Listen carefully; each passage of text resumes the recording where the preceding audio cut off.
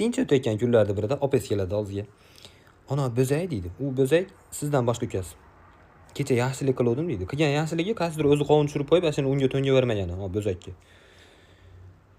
Bugun o'shunga yarasha javob qaytarmadi. Moshni qilib qo'ysam qilib qo'ymadi, qara deydi. Qarang. Rosa betamizda, ichimizda eng bemizda sashbo'lgan. Ikkovimiz o'zi sifatlimizda rosa anchaylar.